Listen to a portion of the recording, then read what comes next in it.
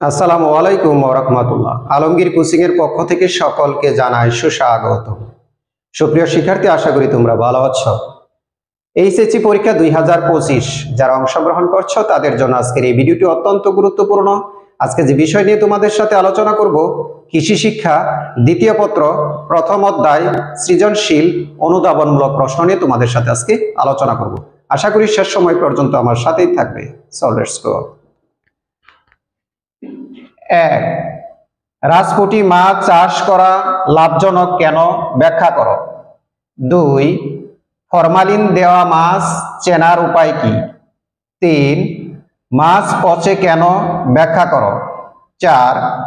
নিরাপদ মাছ সংরক্ষণ প্রয়োজন কেন। 5. রোগ আক্রান্ত মাছ কিভাবে চেনা যায়। 6.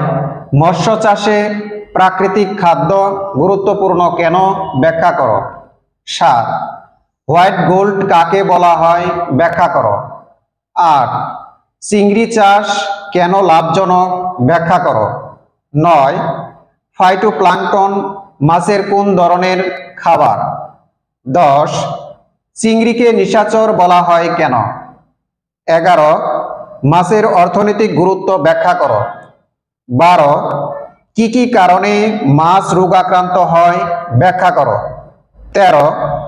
মাছ চাষে পুকুরে সূর্যের আলোর প্রয়োজন হয় কেন। 14. পুকুরে সার প্রয়োগ করা হয় কেন ব্যাখ্যা করো। 15.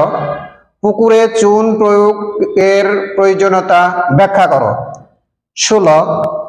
মাছ শুটকিকরণের প্রয়োজনীয়তা লিখো। সুপ্রিয় শিক্ষার্থী, বাংলাদেশে যে কয়টি শিক্ষা বোর্ড রয়েছে এই কয়টি প্রশ্ন থেকে 100% কমন পড়বে ইনশাআল্লাহ। ভিডিওটি যদি তোমাদের ভালো লাগে নিজেরা দেখবে, পাশাপাশি ভিডিও যেন সবাই পেতে পারে এজন্য ভিডিওটি শেয়ার করবে, সাবস্ক্রাইব করবে, পেজটাকে ফলো দিয়ে রাখবে আর পাশে থাকা বেল আইকনটি অন করে দিবে যেন ভিডিওটি আপলোড করার সাথে সাথে তোমাদের কাছে নোটিফিকেশন চলে যায় এবং তোমরা মনোযোগ সহকারে ভিডিওটি দেখতে পারো। আজকের এই ভিডিওটি আমার পিতামাতা, আমার সারা জীবনের শিক্ষক মণ্ডলীদেরকে উৎসর্গ করে আজকের মতো তোমাদের কাছ থেকে এখানে বিদায় নিচ্ছি। আল্লাহ হাফেজ। আসসালামু আলাইকুম ওয়া রাহমাতুল্লাহ।